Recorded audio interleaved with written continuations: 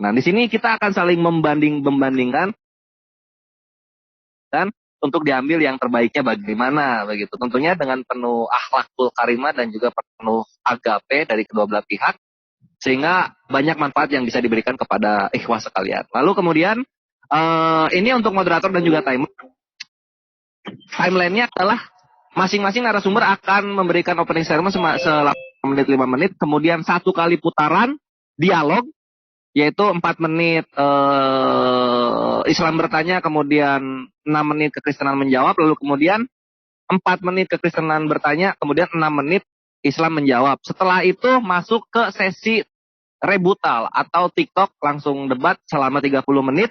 Setelah itu ditutup dengan closing statement yang penuh kasih 5 menit dan acara pun ditutup. Itu ya, ikhwah.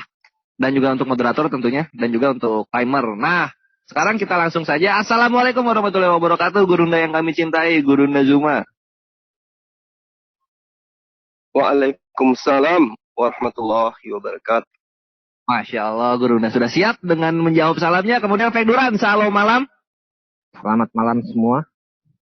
Iya, cakep. Kedua narasumber sudah siap sedia ya. Penuh semangat dari Gurunda dan juga dari Fegduran. Kalau begitu, sekarang aku berikan kepada moderator yang kembali sering muncul sekarang, salah satu tandem kami dalam membantai syubhat dan fitnah, yaitu Akhina Efahan Farluk. Tafadol Akhina di. Oke, terima kasih saudaraku, Masya Allah, Bang Stayer, Gurundaku, Bang Subang, Pak Budak Angon, Pak Abdi dan semuanya. Saya ucapkan Assalamualaikum warahmatullahi wabarakatuh. Oke, mari kita lakukan sebuah diskusi yang menarik ya, tentang yang topiknya adalah Muhammad SAW Rasul dengan Paulus Apostolos. Topik ini diajukan oleh Chef Duran dan diaminin oleh Gurunda kami Bang Zuma. Waktu 10 menit, 6 menit, 4 menit yang bertanya setelah tadi dijelaskan oleh Akhi Slayer. Sekarang kita mulai untuk yang pertama sebagai tuan rumah ya, tuan rumah. Silakan Bang Zuma untuk memberikan pemaparan tentang topik. Waktu akan mulai berjalan ketika Gurunda Zuma mulai berbicara. Tafadhol.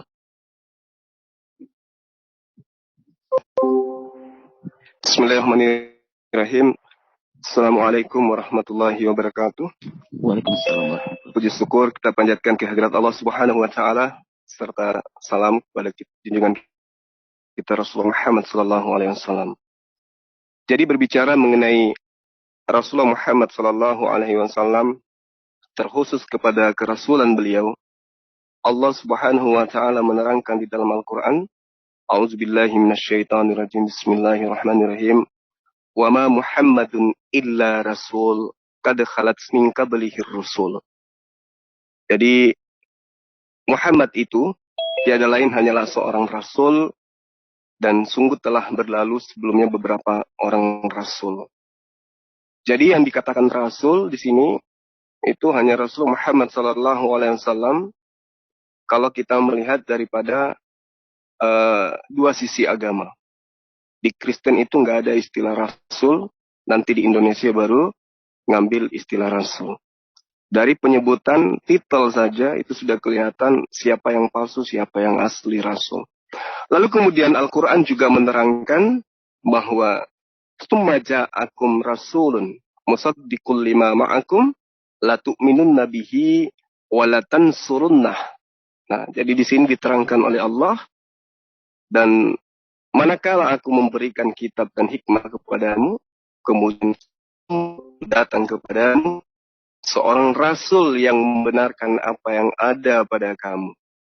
Ini lagi-lagi berbicara mengenai Muhammad sallallahu alaihi wasallam, ya, bahwa Rasulullah disebut sebagai rasul. Jadi kalau ada di luar Rasulullah Muhammad sallallahu alaihi wasallam, di luar agama Islam maksudnya, disebut juga rasul, itu otomatis itu adalah titel palsu ya. Jadi kalau bukan sarjana, kemudian bukan sarjana hukum, dikasih gelar sarjana hukum, padahal dia tidak pernah kuliah tentang hukum, maka itu adalah sarjana hukum palsu. Tentu muatan ajarannya juga patut diragukan. Rasulullah Muhammad sallallahu alaihi wasallam oleh Allah ya sudah diterangkan di dalam Al-Qur'an surah Ali Imran ayat 81 maksud saya. Di situ diterangkan bagaimana kemudian ada terminologi bahasa misak ya, yang dalam Quran terjemahan Ibrani dari Tabah, yaitu perjanjian agung. Jadi kedatangan Rasulullah Muhammad SAW itu sudah diterangkan. Ketika Allah mengambil perjanjian agung para nabi di praeksistensi mereka, Allah telah mempersaksikan bahwa akan datang sosok Rasul di tengah-tengah mereka. Itu diterangkan di dalam Al-Quranul Karim, surah Ali Imran ayat 81. Nah, kerasulan beliau, kenabian beliau itu didukung oleh ajarannya sampai hari ini. Jadi pada pokok inti ajarannya yang pertama itu adalah tauhid, kemudian ibadah, kemudian muamalat, ya, kemudian empat inti ajarannya ini kemudian mengikat umatnya sampai hari ini. Ya, jadi kalau misalnya Nabi Musa mampu kemudian bela lautan, tidak ada umatnya yang mampu memperlihatkan hal itu saat sekarang. Kemudian Nabi Isa atau Yesus ya, itu mampu kemudian membangkitkan orang mati. Kita belum pernah melihat umatnya. Ya, apalagi sekarang kan Yesus itu, Nabi Isa itu sudah tidak punya umat. Ya, terkecuali kalau ada yang ngaku sebagai pengikutnya, nanti kita uji apakah benar pengikut atau penyembah. Sementara Rasulullah Muhammad SAW itu mujizatnya adalah Al-Quranul Karim yang memiliki 4 pokok tadi. Tauhid, kemudian ibadah, kemudian muamalah, dan yang terakhir adalah akhlak. Ini inti ajaran daripada baginda Rasulullah Muhammad SAW. Lalu kemudian, apa yang diajarkan oleh Rasulullah Muhammad SAW, salah satu bukti daripada kerasulan beliau, ketika dia ditolak oleh salah satu pamannya, Abu Lahab. Jadi pamannya Abu Lahab itu mendengarkan ayat yang diwahyukan oleh Allah yang membicarakan tentang dirinya. Bahwa sesungguhnya Abu Lahab itu kelak akan masuk ke dalam neraka dan tidak akan beriman kepada Rasulullah Muhammad SAW. Dan itu benar saja. Orang yang ada di tengah-tengah beliau, Abu Lahab dan istrinya, menolak kenabian Rasulullah. Lalu kemudian turun wahyu yang menerangkan bahwa Abu Lahab itu akan masuk ke neraka dan tidak akan beriman kepada baginda sampai ajal menjemput. Dan betul, itu terjadi, itu fakta. Nah, inilah salah satu bukti bahwa baginda Rasulullah Muhammad SAW itu adalah benar-benar nabi, benar-benar rasul yang selain Al-Quran menerangkan, juga telah dinubuatkan dari kitab-kitab terdahulu. Oke, terima kasih. Terima kasih. Opening statement yang sangat luar biasa. Dari pihak Muslim sudah dilakukan oleh Gurunda Zuma. Sekarang giliran dari pihak Kristen, opening statement 5 menit yang akan dilakukan oleh Duran. Waktu akan mulai berjalan ketika Chef Duran mulai berbicara. Silakan. Ya, terima kasih Farhan sebagai moderator. Saya di sini hanya pengen mengutip 2 Korintus 12 ayat 12. Segala sesuatu yang membuktikan bahwa aku adalah seorang rasul telah dilakukan di tengah-tengah kamu dengan segala kesabaran oleh tanda-tanda, mujizat-mujizat, dan kuasa-kuasa. Jika seorang rasul tidak mempunyai kuasa ataupun tidak mempunyai mujizat, itu harus kita pertanyakan. Jika seorang rasul tidak mampu menjaga akhlaknya, itu harus kita pertanyakan. Apakah benar-benar dia itu seorang rasul atau rasul palsu? Lalu, teks di dalam kitab suci harus mendukung apakah dia itu rasul atau bukan. Nanti kita akan bedah klaim-klaim daripada Zulkifli. Apakah benar Quran ini mendukung Muhammad sebagai rasul? Kita akan bedah satu persatu. Saya tidak banyak berkomentar. Saya rasa cukup sampai di sini pembukaan saya. Terima kasih. Oke, terima kasih Duran. Waktunya tidak dimanfaatkan dengan baik, cuma 1 menit 11 detik. Saya rasa sudah cukup. Oke, tidak masalah. Terima kasih Duran atas opening statement-nya. Yang pertama sekarang pihak Kristen, Duran 4 menit untuk bertanya dan nanti Gurunda Zuma 6 menit akan menjawab. Silakan dipersiapkan pertanyaannya Duran. Waktu akan mulai berjalan ketika Duran mulai berbicara. Silakan. Oke, saya mau tolong dibukain dong. Oke. Di pause dulu share screen. Ada yang mau bantu untuk share screen atau kamu udah menyiapkan data sendiri, Duran? Oh, saya aja deh kalau gitu ya. Oke, silakan untuk share screen. Oke. Ingat ya. Waktu dijalankan ketika Duran mulai berbicara setelah share screen. Oke. Sebentar. Saya share screen aja ya. Ini yang santai dulu kita. Warming up. Oh, nggak bisa. Oh, bentar. Nggak bisa.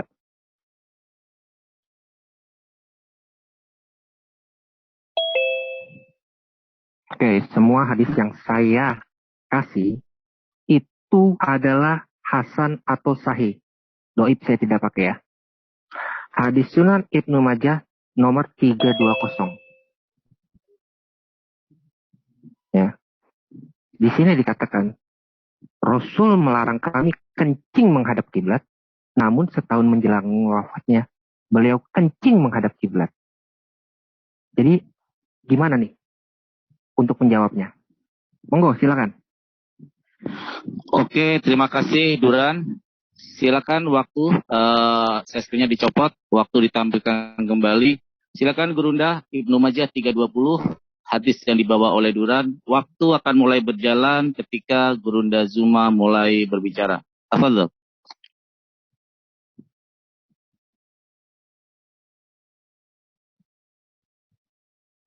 Baik, jadi sahabat kita ini mencoba untuk mengambil sebuah hadits ya. Mungkin bisa ditunjukkan ini di kitab mana? Duran boleh langsung dijawab, Duran. Oke. Ya. Kitab Taharah dan sunah-sunahnya.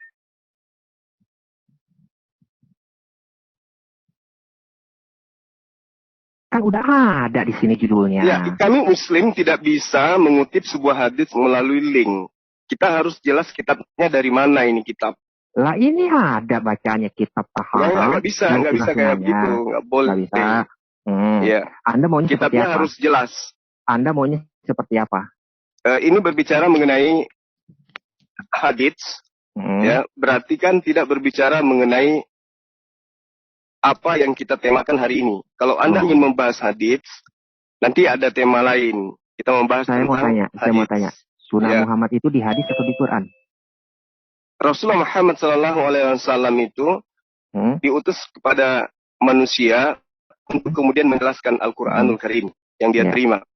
Nah, terkait dengan apa yang Anda bawa hari ini, Duran, mohon maaf, waktu Anda bertanya sudah ya. Anda cuma mendengarkan Bapak ini ya. Oke, ya. Tolong diikutin rule-nya. Silakan Gurunda untuk memberi penjelasan. Fadhol.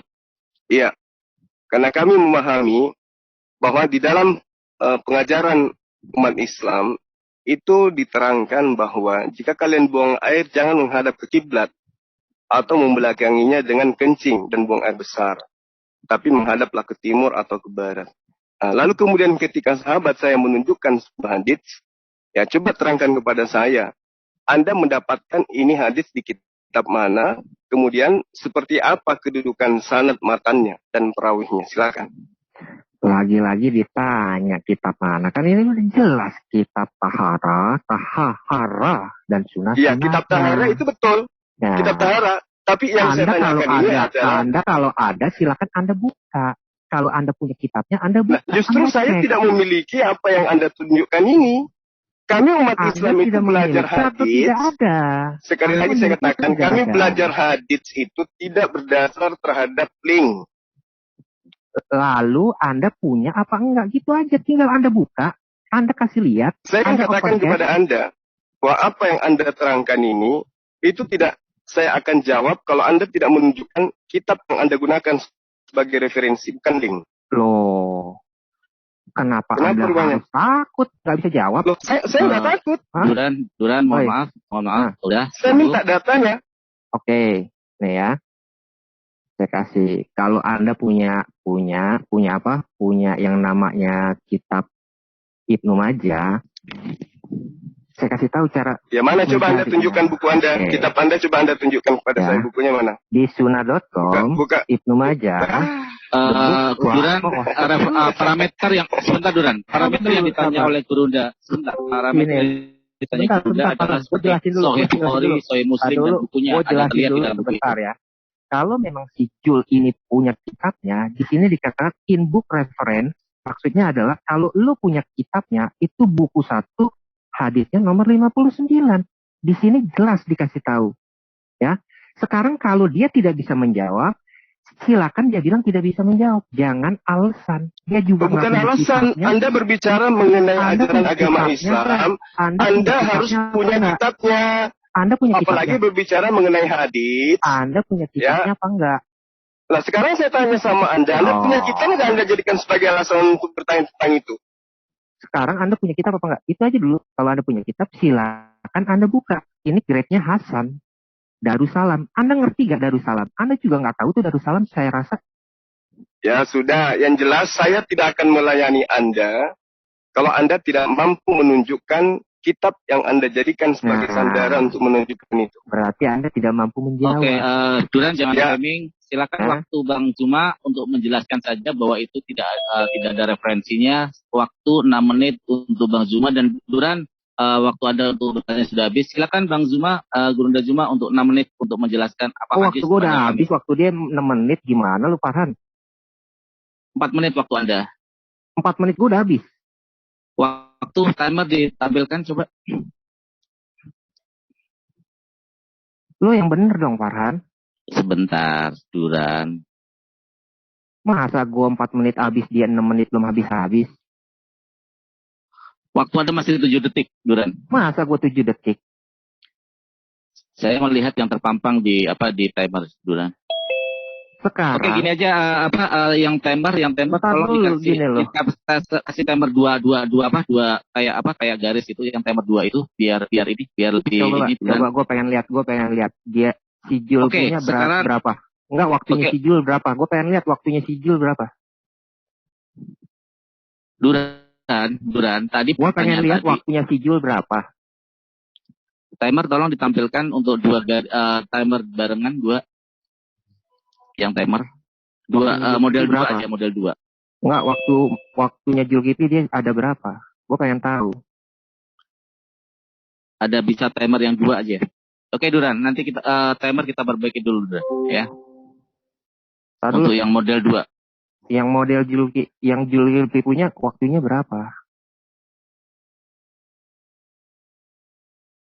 Gue tadi bertanya ya. Ketika gue bertanya, si Jul kan menjawab. Kenapa lu bisa bilang waktu gue habis, waktu dia Duran, sebentar Duran, ini diperbaiki. Jangan berbicara dulu. Gurunda Zuma juga diam. Narasumber diam dulu. Untuk timer tolong ditampilkan yang timer 2. Karena bukan jumlah pertanyaan yang diatur, yaitu waktunya. Jadi waktunya yang ini.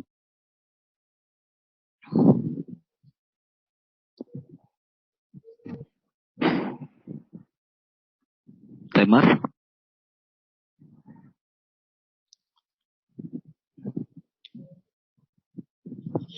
Siapa tadi yang megang timer? Tolong, ada yang bisa menggantikan mungkin? Timer yang 2 garis bisa biar ini yang ditampilkan bisa terus. Catur. Ya, yang model catur seperti itu. Mungkin si timer juga tadi belum persiapan kalau dia sisinya catur begini. Jadi ya. Iya, oke. Dan juga mungkin diingatkan lagi, tadi kan untuk pernyataan dari pihak sistem kayaknya tidak disampaikan, hanya 1 menit saja. Ya mungkin berarti kita nanti nggak ada pertanyaan juga, itu repot juga Kang Kaisar, Kang Farhan. Ya, karena pertanyaan kan didapat daripada pernyataan gitu. Ketika mereka punya pernyataan, itu akan jadi bahan pertanyaan. Ya, kan? Itu yang tadi saya parameternya harus jelas, jangan dari selalu hadis kalau ini harus ada referensi. Kalau mendingan jangan bertanya aja judul, jadi enak, kami ya punya waktu lebih gitu. Nanti kan ketika kami bertanya otomatis kan akan menjelaskan dulu apa istilah menerka dulu, kan nggak boleh juga. Perlu, saya mau tahu nih, Budak Angon posisinya sebagai apa nih? Saya mau tahu. Ini saya sedang menunggu timer. Anda posisi sebagai apa? Sedang timer ngasih tahu. Ini belum nyampe topik. Duran, justru narasumber yang harus diam. Ini nanti lagi diperbaiki. Kami berhak untuk memperbaiki timer dan kamu diam. Dan ini saya mengingatkan kepada saudara saya sebagai moderator, kan biar enak nanti ya Kang Duran. Benar kan? Tidak salah juga saya memberikan pertanyaan dan pernyataan. ketika Anda tadi tidak menyampaikan, itu akan jadi bahan pertanyaan. Betul nggak Kang Duran? Kalau saya boleh bertanya kepada Sekarang gini ya. ya. Pertama, saya bertanya kan. Tetap waktu Betul. siapin ya sambil kami mempersiapkan. Silakan Kang Duran. Oke. Silakan Duran. Ya. Pertama, saya bertanya kan tentang hadis. Lalu Betul. dijawab sama Zulkifli. Entar dulu, dengar baik-baik ya. Ya, siap. Ya. Lalu saya mencoba untuk tektokan sama dia. Ketika saya tektokan, apakah ada yang saya? Kan tidak awalnya. Ketika Zulkifli tersudut, baru Farhan maju. Jangan memahami seperti itu. Saya berusaha untuk adil. Ini ya. direkam. Jadi, Apa Bang Farhan? Saya pemegang timernya. Jadi gini loh. Itu Bang Zuma, timernya tadi 5 menit 13 detik. Jadi timer ini berjalan naik. Nah, Bang Duran itu masih berjalan 7 detik. Masih berjalan 7. Oke. Oh, berarti naik ya. Ketika terjadi tektokan, si timernya Jul dihentikan, timer saya berjalan. Betul? Enggak dong, gantian. Kamu kan tadi bersautan Duran, yang berbicara terus dimatikan, ya. Jangan framing di sini, ya. Jangan framing di sini. Kita berusaha adil. Bang Duran masih berjalan 7 detik untuk pembukaan. Jadi masih sisa 5 menitan. Itu. Kalau ingin Sisa disamakan. saya 5 menit, bukan 7 detik sisa saya. Nah, Ya, itu tadi ternyata naik. Tadi ternyata naik, bukan turun Duran ya. Bukan menurun tapi naik 7 8. Waktu bertanya Kang Farhan 4 menit, masa iya kok jadi 5 menit sisa aja. Gimana Kang? Enggak, Ada kesalahan sisanya kayaknya. Ada kesalahan kan kayaknya, coba diperbaiki lagi daripada Oke, gini. bagus, Tadi- dari awal malah bagus. Tadi pertanyaannya Belum berani. adalah 4 menit dan menjawab 6 menit. Jadi berarti Duran sudah berjalan 7 menit. Tapi saya pikir sih nggak 7 menit karena sudah ini ya. Kita bikin gini aja ya. Bang dikurangin 1 menit aja untuk take tadi. Berarti Duran tinggal 3 menit dan Bang Zuma masih 4 menit. Silakan sekarang waktunya. Kalau percaya saya bawa jam 2 sebenarnya sih. Tapi ada yang bisa timer nggak biar nih nanti di framing lagi kita nggak adil lagi. Ada yang bisa timer nggak 2? Apa Ya kayak masa bisa gitu akhirnya Parwan, tolong kepada teman-teman yang bisa ada jam TikTok, tolong dibantu kami. Saya nggak punya, nggak bisa bener loh. Kalau bisa saya bantuin. Tolong teman-teman yang bisa, tolong kalau bisa.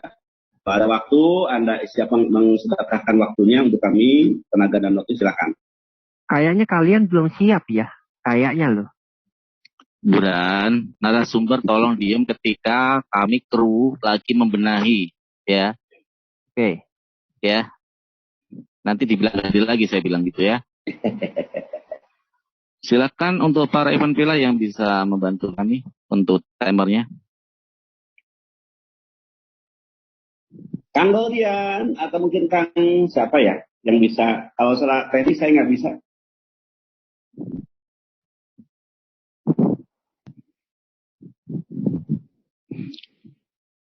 Ada yang Bang bisa Yus. teman-teman? Bang Yusuf ada, Bang Yusuf. Saya nggak punya, nggak pernah ngedownload sih. Kalau nggak ada, biar saya. Kalau mau, Silakan Aki. Silakan. saya Kaisar. Oh, Kang Meta silakan Besar. Oke, silakan Pak Kaisar. Terima kasih bantuannya. Jadi semua masuk kru ya dari pihak Kristen wakili Pak Kaisar. Moderator saya narasumber Kristen Islam ya. Silakan Pak Kaisar. Terima kasih sekali lagi waktunya. Tolong disetting Duran 3 menit dan Bang Zuma 5 menit. Kalau untuk menjawab adil dari nol aja nggak apa-apa Kang Farhan, biar adil. Diulang pertanyaan, nanti dijawab di lagi. Kalau boleh. Daripada nanti ada framing-framing yang bagus. Oke, Bisa nggak, Kang Farhan? tadi soalnya udah masuk substansi Pak Budangon. 3 menit sama 4 menit aja. Jadi Tapi kita sepakatan. Beliau harus sepakat dulu, kalau sepakat dilanjut, kalau nggak sepakat dimulai. Oke. Cuma berapa menit? Duran berapa menit? Bang Zuma 4 menit, Duran 3 menit.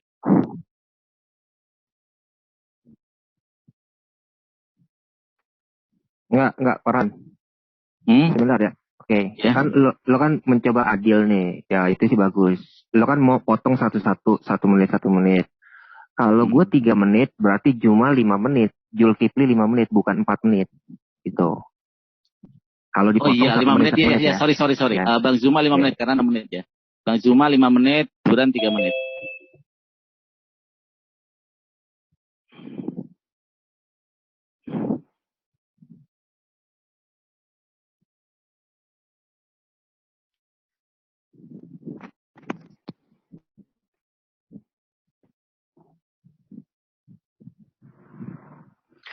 Oke, siap Pak Kaisar. Makasih waktunya.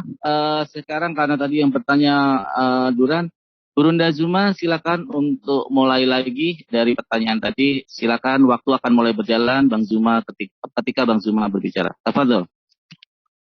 Iya, baik. Jadi sekali lagi ya teman-teman Kristen, kalau misalnya nanti Anda membawa hadis, itu kalau bisa setidaknya Anda menunjukkan sebuah buku atau kitab di mana kami bisa percaya bahwa Anda belajar, bukan hanya karena modal link.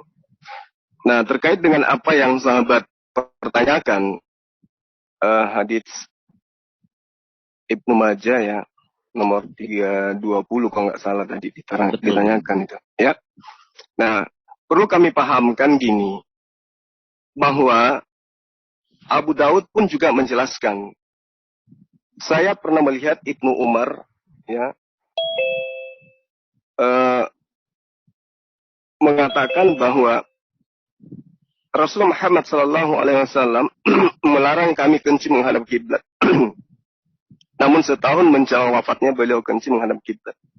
Nah, lalu kemudian diriwayatkan Abu Dawud ketika ditanya, wahai Abu Rahman, bukankah hal ini dilarang oleh Rasulullah Muhammad SAW?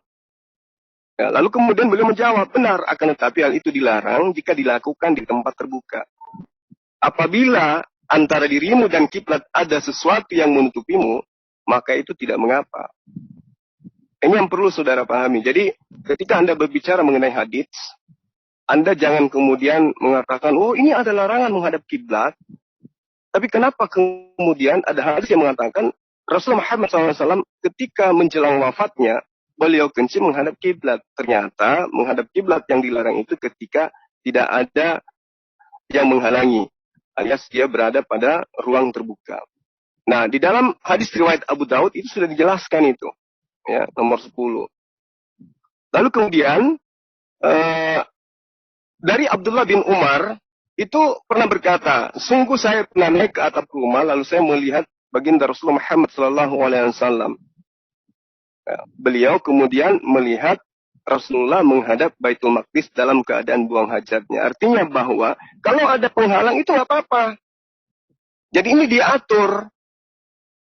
Lain cerita kalau misalnya Anda itu tidak ada penghalang, ini berbicara mengenai situasi di sana ya, pada masa itu ya, di daerah Mekah. Itu tidak boleh, harus ada penghalang. Kalau memang tidak ada ruang untuk menghadap selain daripada Ka'bah, boleh. Yang penting di depan Anda itu ada yang menghalangi gitu. Ya, saya kira cukup dari saya. Oke, di pause waktu Bang Zuma. Silakan Duran. Ya, saya kurang ngerti. Kalau ada penghalang, nggak apa-apa. Kalau nggak ada penghalang, itu masalah. Berarti Allah Anda itu nggak maha tahu dong. Sama, tolong saya mau share screen dong. Kebetulan saya bawa Abu Daud. Waktu di stop dulu. Silakan share screen. Nanti begitu Duran berbicara, tolong waktu dilanjutkan Pak Kaisar. Silakan Duran. Oke.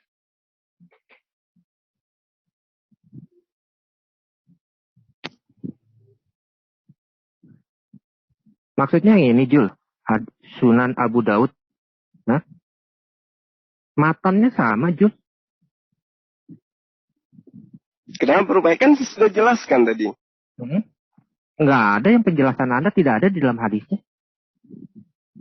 Ya, Anda membaca hadis itu saya akui, ya itu hadis Abu Daud. Karena Abu Daud ya kan yang tadi Anda bilang kan. Nah, ya. Tapi sama matannya. Terus apa masalahnya? Oh, tadi Anda bilang kalau tidak ada penghalang nggak apa-apa. Kalau ada penghalang nggak apa-apa. Kalau tidak ada itu masalah. Ya kan, saya sudah terangkan tadi kepada Anda. Hadisnya tidak berbicara seperti yang Anda katakan. Oh, berarti Anda tidak nangkap. Makanya aku bilang, kalau Anda tidak pernah belajar hadis, jangan bertanya tentang hadis. Ajari saya. Kalau Anda benar-benar bisa, ahli, ajarin saya. Ya, Oke, kalau Anda mau diajari tentang hadis, Anda harus siapkan waktu untuk belajar itu. Hari ini? Nggak bisa. Nanti kita ada tema lain. Kita berbicara membahas tentang ulumul hadits, baru masuk ke tentang hadits. Oke. Kaisar, tolong jadwalin minggu depan si Jul mau Baik. ngajarin gue hadis. Ya. Ya, berarti Anda Oke. pintar itu namanya. Jadi jangan Anda bertanya sesuatu, Anda nggak pernah mempelajarinya Oke. gitu ya. Minggu depan tolong dijadwalin ya. Dia Hmm. mau ngajarin gue tentang hadis. Ya, Kaisar ya. Ya. Ya. Sekalian saya ajari kamu tentang kitab pun juga. Ya, tenang aja. Ini waktu pada saat Jumat tadi ngomong, aku aktifin. Waktu kalian berdua bareng, aku aktifin dua-duanya ya. Jadi Bang Zuma itu 140, Bang Duran 150. Oke, silakan. Waktu berjalan lagi. Silakan Aku untuk share ini. dulu ya. Oke, siap.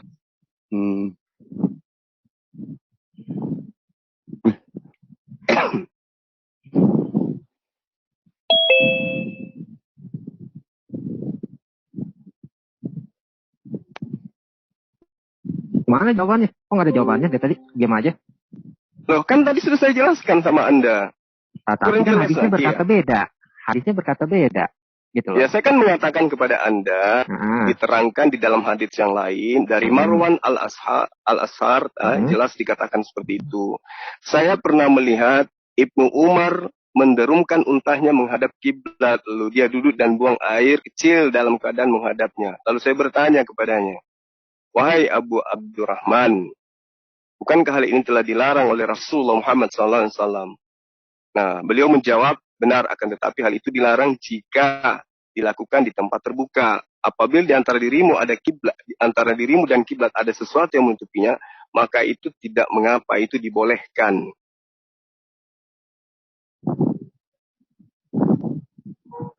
Masih kurang jelas? Oke. Gue mau share screen lagi dong.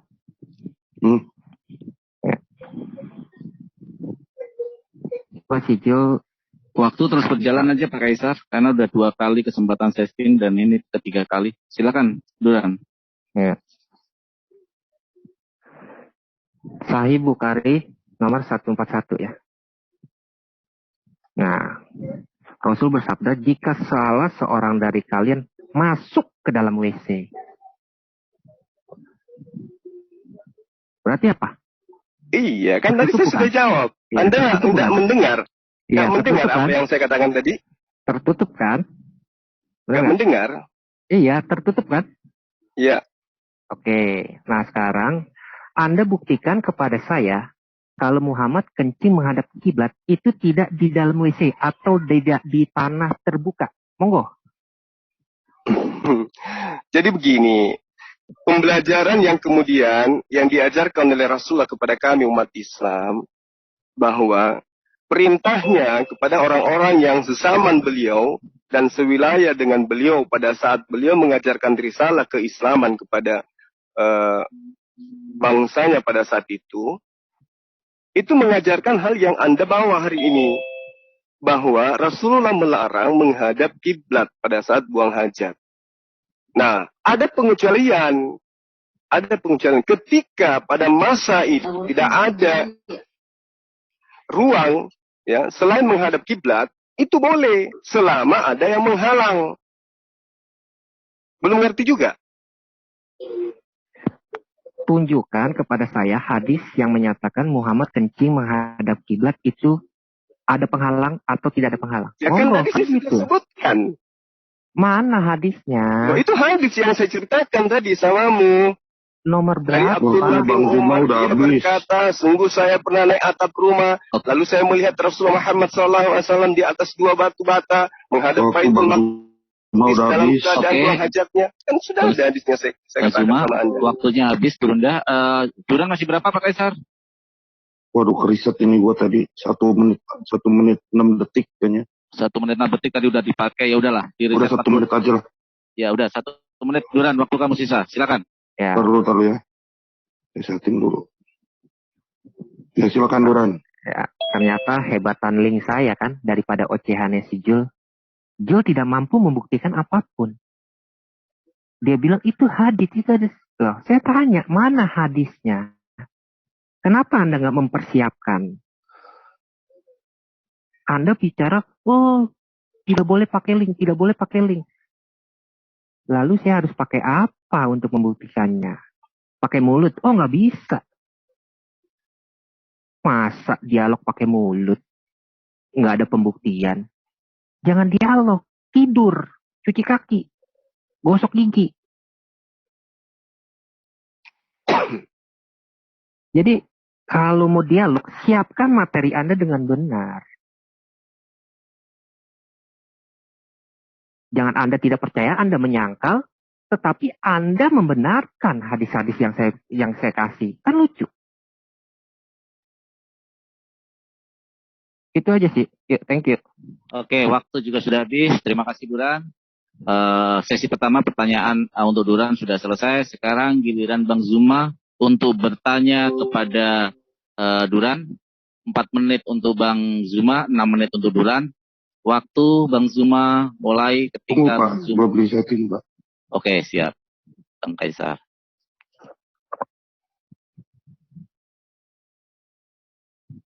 Ya, silakan. Oke, Bang Zuma, silakan waktu mulai berjalan ketika Gurunda Zuma mulai berbicara. Tafadhol. Baik, makasih atas kesempatan yang diberikan kepada saya. Pertanyaan saya sangat sederhana ya. Yesus itu diimani oleh sahabat Kristen sebagai sang firman yang nuzul menjadi manusia, dialah jalan keselamatan dan hidup. Yang ingin saya tanyakan kepada saudara, Paulus mengatakan dirinya terpilih sebagai rasul sejak dari dalam kandungan ibunya. Kenapa kemudian Yesus tidak pernah menyebut nama Paulus dan memperkenalkan Paulus ketika dia menjadi guru di tengah-tengah Bani Israel? Sementara pengakuan Paulus, dia adalah rasul yang dipilih dari sejak rahim. Silakan. Itu adalah ungkapan bahagia Paulus. Jadi dia bilang, aku telah dipilih sejak sebelum dunia dijadikan. Karena dia tahu keselamatan di dalam Yesus itu adalah anugerah. Anugerah yang direncanakan. Bukan anugerah yang asal jadi. Yang saya tanya, kenapa Yesus tidak memperkenalkan Paulus kepada murid-muridnya? Loh, Paulus kan belum jadi murid. Dia mengaku rasul dari sejak dalam kandungan ibunya. Loh, ketika ada yang mengaku menjadi rasul. Coba ayatnya mana? Saya ajarin Anda. Ayatnya mana? Buka ayatnya. Anda nggak pernah mendengarkan ayat itu? Buka ayatnya. Ya silakan Anda buka. Mana? Anda nantang saya dialog, Anda tidak menguasai kitab Anda. Paulus mengaku Ini Bang sebagai Zuma rasul. dikasih natsnya biar Duran aja yang membaca. Ya silakan Anda tunjukkan. Kalau tidak ada Loh, berarti keliru. Nats yang Bang Zuma tadi sebutkan, Bang. Gimana? Moderator, moderator timers untuk ini jangan ikut berbicara, timer saja. Bang Zuma, dari Chef Duran menanyakan dari Bible surat apa, ayat berapa, begitu Duran? Ya.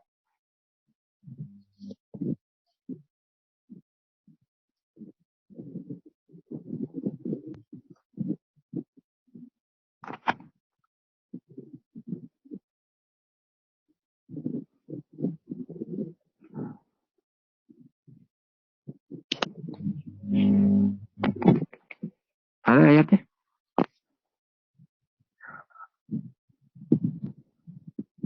Silakan, Gurunda.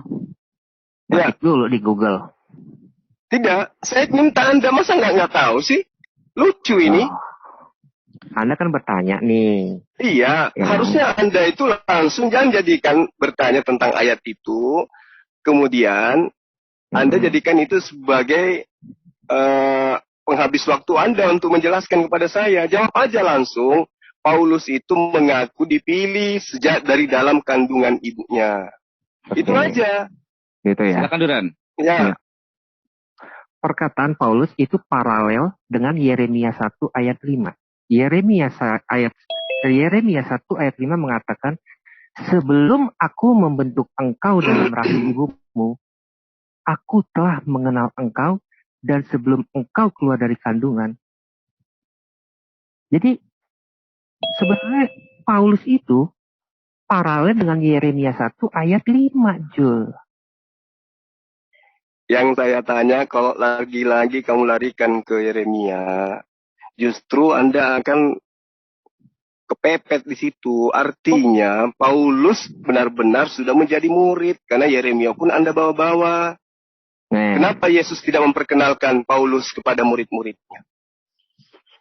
Saya sudah bilang, keselamatan itu bukan asal jadi, asal tunjuk pada saat itu. Keselamatan itu direncanakan jauh sebelumnya.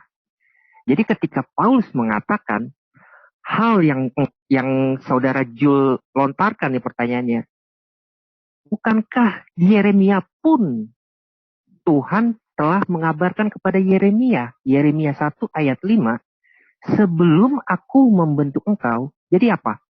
Paulus ini adalah ahli tafsir perjanjian lama. Jadi dia tahu, walaupun kehidupan dia sebelumnya adalah penganiaya jemaat, tetapi ketika dia dipilih, dia menyadari Tuhan memilih dia bukan karena perbuatan dia. Jangan Tuhan buang-buang memilih dia waktu. Kalau jauh nggak tahu, sebelumnya. nggak usah. Kalau nggak ada, bilang aja nggak ada. Kenapa Yesus tidak mengajarkan tentang nama Paulus? Kalau nggak ada, bilang aja nggak ada. Nggak usah asumsi. Orang Paulus belum jadi murid kok disebut? Kan lucu. Nah, berarti Anda mengatakan Yesus tidak mengenal Paulus, kan gitu? Siapa bilang nggak mengenal Paulus? Nah, kalau dia mengenal, kenapa dia nggak mengajarkan? Padahal dia yang nantinya datang menghapus semua hukum Taurat. Siapa yang menghapus hukum Taurat? Roma 3 ayat 30, Paulus bilang, aku tidak menghapus hukum Taurat. Aku Ya, tidak merubah. Roma 3 ayat 30. Hukum Taurat mana yang dirubah? Hukum Taurat mana yang dirubah? Faktanya? Hukum Taurat mana yang dirubah?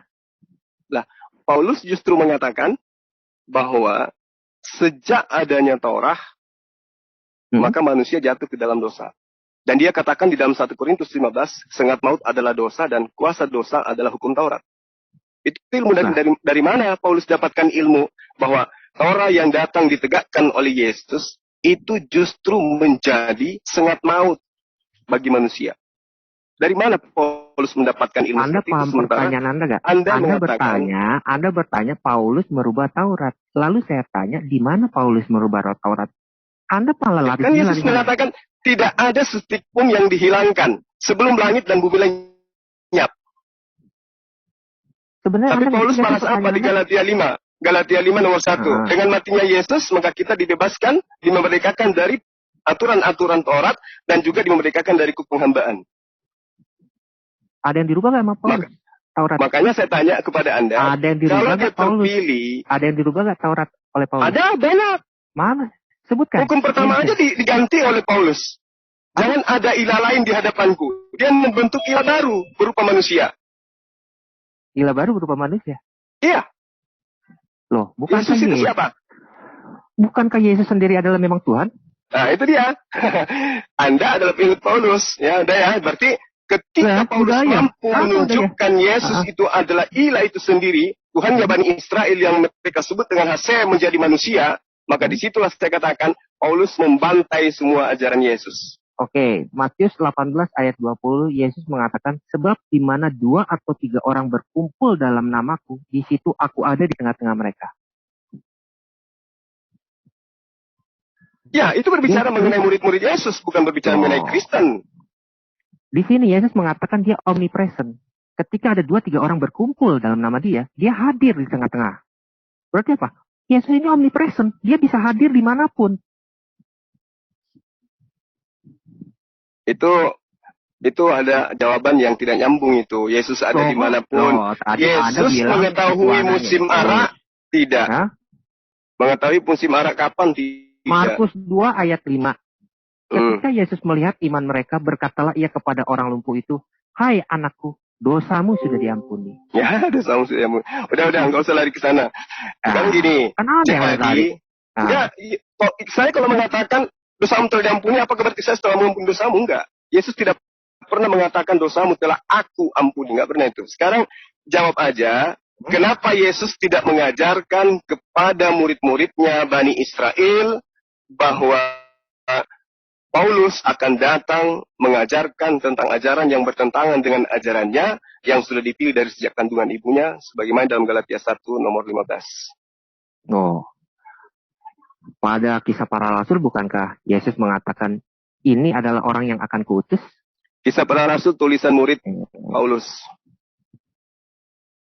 Kisah para rasul tulisan murid Paulus. Iya. Anda dapat info dari mana, Jul? Lukas yang menuliskan kan? Iya. Nah, terus? Lukas rekan sejawat atau murid? Dia murid. Dia muridnya Paulus ketika dia di Antioquia. Ketika dia di Antioquia? Iya. Tetapi tidak ada yang mengatakan bahwa dia adalah anak didik Paulus.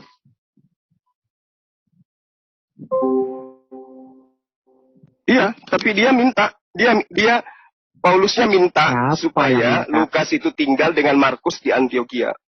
Siapa yang minta? Ya Paulus. Paulus minta. Lalu ketika Paulus minta apa? Paulus mengatakan dia itu anak didiknya. Lalu Lukas ini siapa? Dapat ilmu dari mana Lukas ini? Sementara Lukas, Markus, dan juga Paulus itu sama-sama di Antioquia. Nah, Markus itu makanya saya tanya sama Anda. Oke, Yesus tidak pernah mengajarkan tentang Paulus. Selesai. Ya. Cuma waktu selesai. Duran waktu menjelaskan pertanyaan apa yang saya ingat tadi adalah ketika Paulus di kandungan dan Yesus tidak mengenal Paulus. Bagaimana bisa mengenal Paulus ketika dia mengaku Rasul sedangkan Yesus tidak pernah menyebut nama Paulus. Silakan Duran, waktu Anda manfaatkan sebaik-baiknya. Saya sudah bilang, itu adalah ungkapan rasa syukur Paulus ketika dia dipilih. Maka itu dia memparalelkan Yeremia 1 ayat 5.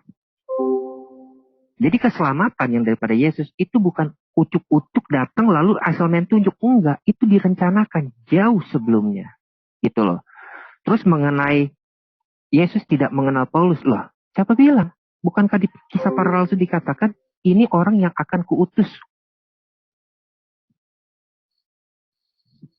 Bagaimana Yesus nggak bisa mengenal Paulus?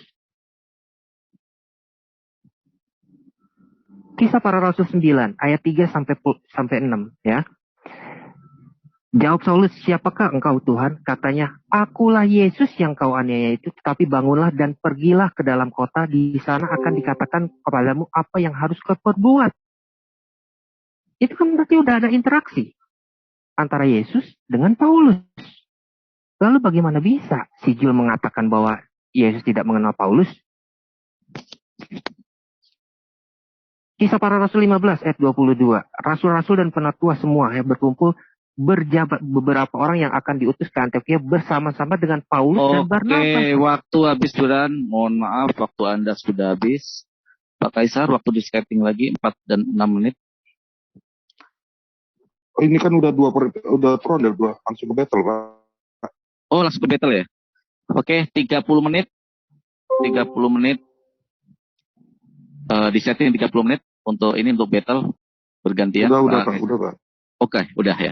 Oke, silakan untuk sebentar, Kang Farhan, ini sedikit. Kang Kaisar, maaf, ini salah satunya mungkin akan saya tawarkan kepada Anda, bisa nggak gitu teman-teman dari kekristenan, khususnya mungkin narasumber, untuk tetap menjaga cara-cara berbicara, cara penyebut atau panggilan kepada siapapun itu. Ya, kalau boleh, ini sekali lagi, karena kami sudah punya sikap untuk tidak melanjutkan obrolan atau diskusi apapun. Nah, salah satunya adalah itu. Kalau bisakah teman Anda, siapapun itu yang jadi narasumber Anda, untuk tetap menjaga pasokan cara pemanggilan kepada siapapun. Kami dapat teguran dari sahabat-sahabat kami dari kemusliman, terutama para sahabat-sahabat dari Muslim, ya, sepupu kami, nggak nyaman ketika ada sahabat Kristen memanggil sahabat kami yang notabene oleh kami dianggap guru atau teman yang jelas mampu memberikan percaya kepada kami, dipanggil dengan kalimat-kalimat yang tidak senonoh atau tidak bagus. Siju atau itu. Mungkin seperti Pak Juma mengatakan pada saudara ini, itu mungkin lebih bagus, lebih enak. Kalau boleh, kami punya aturan, punya pemahaman atau punya keyakinan bahwa panggilan itu ya yang terbaik. Kalau Anda membenci, tinggalkan kebencian itu sementara, kita bukti bahwa kita sedang diskusi dan ditonton oleh para netizen dan juga kita sedang belajar. Itu mungkin kalau boleh Kang Kaisar Kalau bisa dinasehati temannya biar memanggil panggilan yang diajak berdakwah, berdebat, ataupun berdiskusi dengan panggilan yang baik. Kalau boleh, kalau bisa. Ini ajaran yang dalam Islam, Al-Hujurat ayat 11 mengajarkan demikian. Makasih Kang Farhan, semoga bisa dipahami dan ini untuk kebaikan semua ya.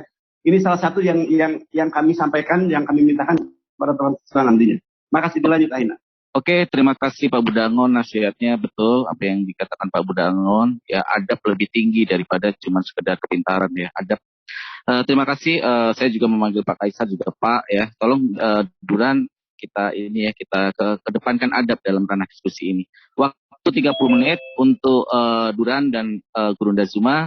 Silakan digunakan sebaik-baiknya. Waktu akan mulai berjalan ketika salah satu mulai berbicara. Silakan. Oke, saya mau tanya kepada saudara Jul. Saya menemukan di surat 16 ayat 123. Kemudian kami wahyukan kepadamu, ikutilah agama Ibrahim seorang yang hanif. Jika memang Nabi Islam Muhammad adalah pengikut daripada Ibrahim sebelum-sebelumnya, kenapa turun ayat ini? Silakan saudara Jul. Atau mesti saya panggil saudara Zulkifli M. Abbas atau saudara Juma nih? Santai aja, santai aja. Ya. Ya. Anda membawa Al-Quran yang menerangkan untuk perintahkan untuk ikut kepada ajaran Abraham. Nah, ajaran Abraham itu pokok intinya adalah menyembah hanya kepada Allah. Kemudian Abraham juga mengajarkan kepada keturunannya untuk bersunat. Ada yang bermasalah di situ? Jadi saya mau tekankan dulu nih ya, saudara Jul. Ya. Saya mau tekankan. Ya. Sebelum bertemu dengan Jibril atau usia daripada Nabi Islam Muhammad sebelum 40, apa agama dia? Ya. Jadi yang perlu Anda pahami bahwa ketika Rasulullah Muhammad SAW itu belum menerima wahyu, beliau tidak pernah melakukan satu perbuatan kemusyrikan, perbuatan yang sama dilakukan oleh orang kaum pagan pada masanya. Dia hidup pada masa kaum fatrah, kaum di mana mereka tidak pernah tidak diutus nabi dan rasul dan tidak ada pewahyuan kitab suci. Agama Saya dia sudah apa? jawab ya. Agama dia apa? Sebelum 40. Dia tidak memiliki ajaran sebagai pegangan dalam arti kata sebagai pedoman untuk kemudian dalam hal syariat, muamalah dan seterusnya itu tidak merupakan sebuah ajaran yang sudah baku. Oh, berarti. Tetapi dia tidak pernah melakukan penyembahan berhala seperti kaum Arab pada masa itu. Berarti Anda menyatakan bahwa sebelum usia 40, Nabi Islam Muhammad tidak mengikuti agama Ibrahim. Benar? Memang ada dalilnya? Loh, kan tadi Anda yang bilang dia tidak mengikuti agama apapun. Kan beliau disunat dan juga beliau itu tidak menyembah kepada selain daripada Allah. Saya bertanya, sebelum usia 40, agama Muhammad itu apa? Agama Nabi Islam itu apa? Apakah pengikut Ibrahim atau bukan? Biar simpelnya seperti itu aja deh. Dia tidak bisa dikatakan sebagai pengikut. Ya, kenapa? Karena dia tidak mendapatkan pengajaran bahwa seperti ini ajaran Rasulullah Nabi Ibrahim. Anda nggak berkontradiksi dengan ucapan Anda ketika Anda mengatakan Nabi Islam itu disunat mengikuti Ibrahim, tetapi Anda mengatakan bahwa dia tidak mengikuti Nabi Ibrahim. Anda sedang melawan diri Anda sendiri nih. Enggak dong. Saya kan sudah mengatakan kepada Anda bahwa Rasulullah Muhammad SAW itu tidak bersunat kemudian hanya karena mengikuti Abraham, ya kan? Lalu kemudian tidak menyembah kepada berhala karena adanya perintah larangan kepada beliau. Orang-orang di sekelilingnya itu mereka sudah melakukan. Ngomong pelan-pelan. Saudara Jul ngomong pelan-pelan. Anda tadi mengatakan Nabi Anda tidak bersunat. Jadi Anda harus bicaranya yang jelas dulu. Nabi Anda Anda bukan nggak mengikuti ngerti Ibrahim atau narasi tidak? yang saya katakan kepada Anda. Hmm. Rasulullah Muhammad SAW itu, bukannya dia itu tidak bersunat. Maksud saya, dia itu bersunat ataupun tidak bersunat bukan karena disebabkan ikut kepada Abraham ataupun tidak. Itu yang perlu Anda pahami. Jadi dia tidak mengikuti Ibrahim atau mengikuti nih? Ya, Kan itu dengan adanya perintah bahwa ternyata Abraham itu bersunat, maka diketahuilah bahwa ternyata beliau ini mengikuti apa yang pernah dilakukan oleh Abraham atau Ibrahim. Jadi sebelum usia 40, Nabi Islam itu tidak mengikuti mila Ibrahim. Faktanya dia melakukan hal yang sama. Oh gitu. Coba Anda lihat di Ad-Duha ayat 7. Kenapa Allah Anda mengatakan Muhammad itu tersesat? Di surah apa? Ad-Duha ayat 7. Ad-Duha ayat 7. Surah 91 ayat 7. 93 ayat 7. Dikatakan, dan dia mendapatimu sebagai tersesat. Di mana lalu dikatakan dia memberikan petunjuk. Nggak tahu ya? Di mana dikatakan di situ tersesat? Di situ pakai kata dolan bukan? Iya. Dolan itu apa? Dolan itu bisa bingung. Bisa? Orang yang tidak mendapatkan petunjuk. Iya. Bisa bingung, bisa orang mendapatkan petunjuk, bisa tersesat juga bukan? Iya, sesat artinya tidak ada petunjuk kan? Iya. Betul? Sekarang ketika sebelum datang petunjuk kepada beliau, apakah beliau mendapatkan petunjuk? Belum, berarti dia bingung atau tersesat, benar kan? Dia bingung, tersesat, bukan artinya dia itu melakukan penyembahan terhadap berhala. Sesat di sini karena belum ada petunjuk. Kan sudah dijelaskan situ. Wajadaka dallam fahada. Dan dia mendapatimu sebagai seorang yang bingung. Bingung itu artinya belum ada pedoman. Belum ada seperti petunjuk. apa saya harus beribadah, seperti apa saya harus melakukan zikir, seperti apa saya harus melantunkan kitab-kitab suci, dia bingung di situ. Belum ada kejelasan. Sehingga diterangkan bahwa setelahnya dia diberi petunjuk. Wajadaka dallam fahada. Ya, hada itu petunjuk. Lalu kenapa hadis Anda mengatakan... Giliran Anda bertanya terus atau saya juga boleh bertanya? Anda bertanya aja, ya kan? Lalu kenapa hadis Anda mengatakan... Anda tidak ada ilmu tentang hadis. Ya, bukti ya tadi. Gantian. Sekarang saya bertanya kepada Anda. TikTok. Ya, giliran saya bertanya dia kepada mau Anda. bertanya, silakan. Saya bertanya. Giliran saya bertanya kepada Anda. Ya, giliran saya. Sekarang di sini TikTok. Inilah yang disebut dengan TikTok juga ada rule Duran. Kalau dua-duanya bertanya, tolong dimatikan dulu Pak Kaisar, saya mohon.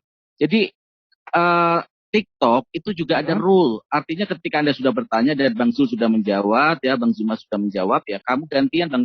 Silakan. Sekarang gini Farhan. Ya Farhan. Dia menjawab, lalu kan saya membantah argumen dia, benar nggak? Kalau memang ada bisa kamu elaborasi sambil menjawab, ya. Kalau Anda minta ada rule-nya, ada timernya, lalu kasih saya 15 menit, dia 15 menit. Itu adil dong? Benar nggak? Kamu tadi malah kalau kayak waktu kayak gitu, waktu kamu udah habis, Duran, kamu udah nanya terus, ya. Silakan waktunya 22.59. Duran, 22.59. Duran. Saya moderator dan saya berhak mengatur. Ya, tolong hargain. Silakan Guru Dazuma untuk gantian bertanya. Silakan. Oke, ya. Jadi Yesus itu tidak berkata-kata dari dirinya sendiri.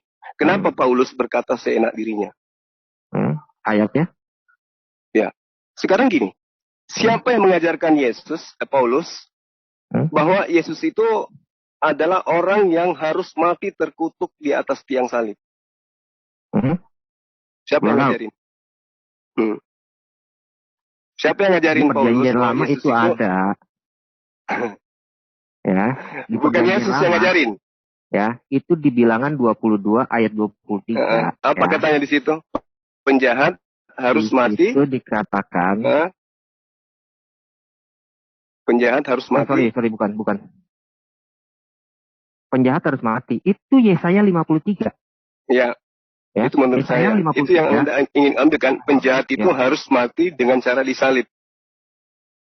Yesaya 53 tentang apa? Yesaya 53 yang ingin kau gunakan lagi sebagai nubuatan terhadap Yesus itu akan menjatuhkan derajat Yesus. Karena itu nggak nyambung pada Yesus. Sekarang saya tanya, siapa yang mengajarkan Paulus kalau Yesus sendiri tidak berkata-kata dari dirinya sendiri? Ya, sangat berhati-hati. Pekerjaanku adalah melakukan apa yang diperintahkan oleh Bapa untuk aku lakukan. Makananku adalah melakukan pekerjaan Bapa yang diperintahkan kepada aku. Aku tidak berkata-kata dari diriku, melainkan apa yang diperintahkan untuk katakan dan sampaikan. Paulus setebal itu kitabnya, dapat perintah dari mana? Maksudnya apa sih? Anda bicara Yesus, lalu Anda mengaitkan ke Paulus. Maksudnya apa sih? Coba Anda jelaskan dulu. Yesus sendiri itu Anda jadi bingung menjawabnya. Yesus itu adalah jalan keselamatan dan hidup. Sebagai jalan keselamatan dan hidup, dia tidak berkata-kata apa-apa dari dirinya sendiri. Bahkan kedatangannya bukan atas kehendaknya. Nah, Paulus ini, apapun bebas dia katakan. Dia mengajarkan Yesus itu adalah Tuhan, Yesus itu adalah ini dan itu. Itu yang ngajarin siapa? Anda pernah baca Perjanjian Lama nggak? Loh, kok larinya ke Perjanjian Lama? Ini surah-surah Paulus yang saya tanyakan tentang Paulus, bukan tentang Yesus. Paulus sendiri mengajarkan. Anda bicara dari mana Paulus tahu bahwa Yesus itu adalah Tuhan. Begitu kan? Benar nggak? Ya, dari mana Paulus tahu bahwa Yesus ini harus mati terkutuk untuk membebaskan Kristen dari aturan main Tuhan yang ada dalam hukum Taurat? Yesaya 53 di situ jelas. Ya, hamba yang menderita. Kenapa larinya ke Yesaya? Loh, kok kenapa larinya ke Yesaya? Yesaya itu kan nubuatan. Yesus menerangkan di dalam Matius 5, 17, 18, 19. Jangan kau menyangka bahwa aku datang untuk meniadakan hukum Taurat dan kitab para nabi. Ya, karena aku berkata kepadamu, sesungguhnya selama belum lenyap langit dan bumi, tidak hilang sedikit pun dari hukum Taurat, meski yang paling terkecil. Lalu apa yang diajarkan oleh Paulus? Saya bacain ya. Satu iota atau satu titik pun tidak akan ditiadakan dari hukum Taurat sebelum langit dan bumi lenyap. Semuanya terjadi, bukan sebelum semuanya terjadi. Iya, sebelum terjadi langit dan bumi lenyap. Sudah terjadi nggak itu? Bumi dan langit lenyap. Langit lenyap? Mana sih yang lenyap? Lah kan Yesus mengajarkan itu. Ya, saya baca. Ya, silakan baca nomor 18-nya. Karena aku berkata kepadamu, sesungguhnya selama belum lenyap. Dengerin dulu, sabar saudara Jul. Duduk di pojokan, saya jelasin kepada Anda ya. Ya. Janganlah kamu menyangka bahwa aku datang untuk meniadakan hukum Taurat atau kitab para nabi. Ya. Aku datang bukan untuk meniadakannya, tetapi untuk menggenapinya. Ya, menggenapi ya, jangan diganjili ya. Itu menggenap. Genap itu berarti menyempurnakan. Karena aku berkata kepadamu, sesungguhnya sebelum lenyap langit dan bumi ini, satu iota atau satu titik pun tidak akan ditiadakan dari hukum Taurat sebelum semuanya terjadi. Apa yang dimaksud sebelum semuanya terjadi? Langit lenyap, bumi lenyap. Ketika Yesus menyerahkan dirinya. Nah, justru itu yang saya tanya. Siapa yang ngajarin itu? Yesus mengatakan sesungguhnya selama belum lenyap langit dan bumi ini, satu iota pun tidak akan ditiadakan dari hukum Taurat sebelum semuanya itu terjadi. Sebelum semuanya itu terjadi, dengerin. Sebelum semuanya itu terjadi, itu adalah sebelum darah Yesus menetes di atas kayu salib. Di mana Yesus mengatakan bahwa setelah darahku menetes di tiang salib, maka hukum Taurat itu sudah digenapi. Artinya sudah dilenyapkan, tidak lagi berlaku. Di mana? Ya, Kejadian 3 ayat 15. Kok larinya ke Kejadian? Loh, Anda harus baca dari Kejadian sampai Wahyu, baru Anda mengerti kenapa Yesus harus mati di atas kayu salib. Kenapa larinya ke Kejadian? Apa hubungannya? Yang harusnya mengajarkan tentang salib kan Yesus. Larinya ke Kejadian. Dengerin, santai, dengerin. Kejadian 3 ayat 15 dikatakan apa? Ya. Aku akan mengadakan permusuhan antara engkau dan perempuan ini, antara keturunanmu dan keturunannya. Keturunannya akan meremukkan kepalamu dan engkau akan meremukkan tumitnya. Terus? Ya. Ketika dikatakan keturunannya, ini kan mengacu kepada keturunan Hawa. Berarti Yesus itu keturunan manusia? Yesus keturunan manusia. Dia Allah menjadi manusia. Dia harus Oh, bukan lahir keturunan dari seorang manusia. wanita. Dia harus lahir dari Ya. seorang wanita. Oh, dong. berarti Yesus itu keturunan wanita. Kok keturunan wanita? Lah, nubuatan yang kamu gunakan tadi itu apa? Untuk siapa? Untuk keturunan atau untuk siapa? Gini ya, sebutkan satu tafsir yang bisa menjelaskan bahwa wanita itu mempunyai keturunan tanpa laki-laki. Oh, itu yang menjadi alasan itu. Berarti kalau itu yang Anda jadikan alasan, berarti kejadian 3 yang Anda ambil itu tidak nyambung kepada Yesus.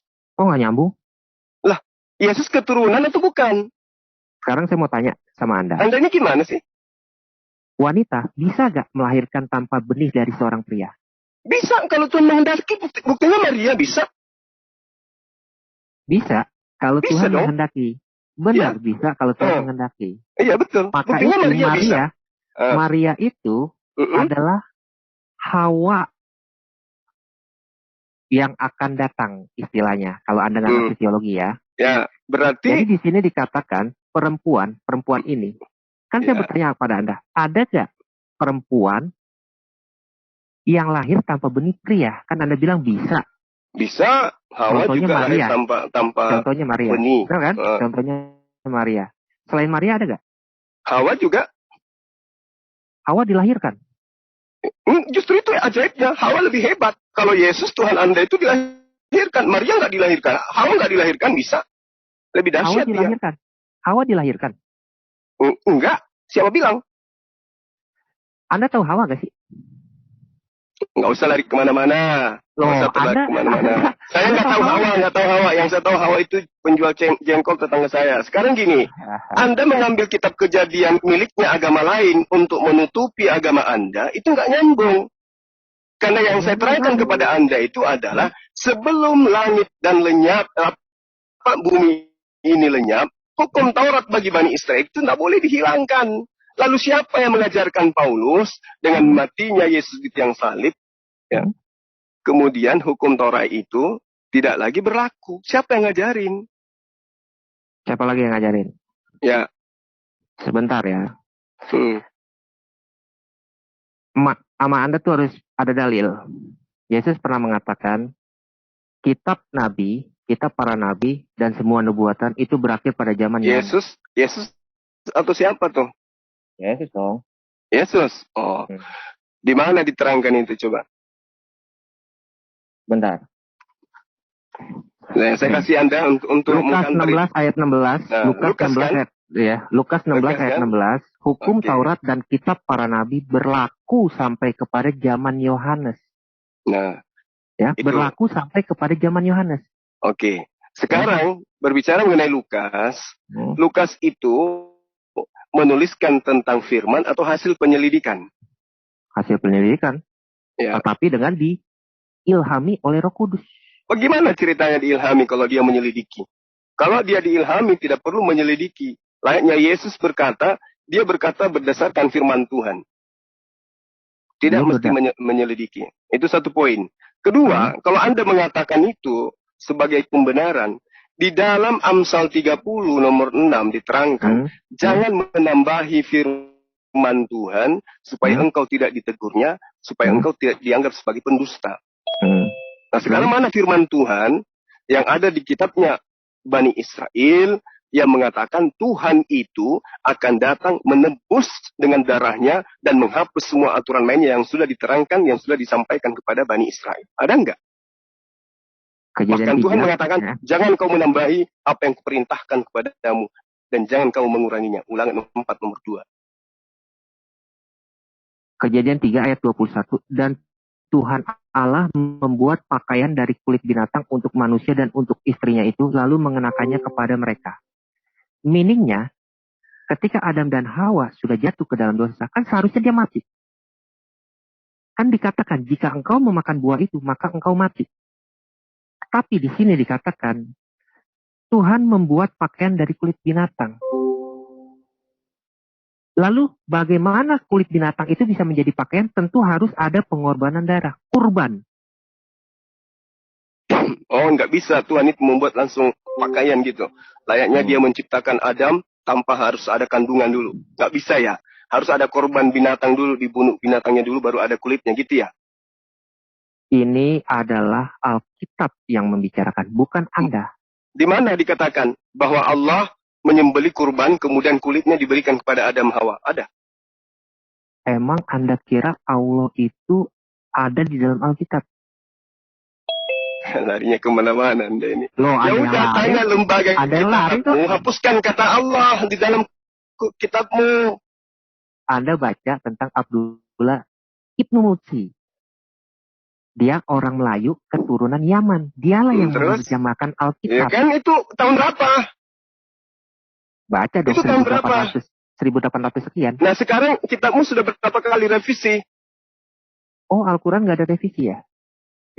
Kamu itu, aduh gimana sih? Al-Quran sudah berapa kali kitabmu direvisi? Kenapa kata Allah tidak direvisi? Kalau kata Allah itu tidak pas di kitabmu. Lah, tapi itu bukan kitabmu kan? Itu kan kitabnya Bani Israil. Allah itu? Udah, nggak usah kemana-mana. Sekarang tunjukkan dalilnya. Di mana sang bapak menyembelih kurban, kemudian mengambil kulitnya untuk memberikan kepada Adam Hawa. Tak itu. Mana? Datanya di mana? Dan Tuhan membuat pakaian dari kulit binatang. Iya. Iya, menyembelih binatangnya kapan? Pada saat itu juga dong. Ada, datanya ada. Itu. Kejadian 3 ayat 21. Gimana sih? Kan diterangkan di situ mengorbankan. Hanya dikatakan kulit binatang yang diberikan kepada siapa? Kepada Adam dan Hawa. Penyembelihannya kapan? Kulit binatang itu adanya setelah dikorbankan atau sebelum dikorbankan? Ya, sama. Buktinya juga Adam tidak dikandung, kok tiba-tiba ada manusianya? Anda ngomong dari tadi nggak nyambung.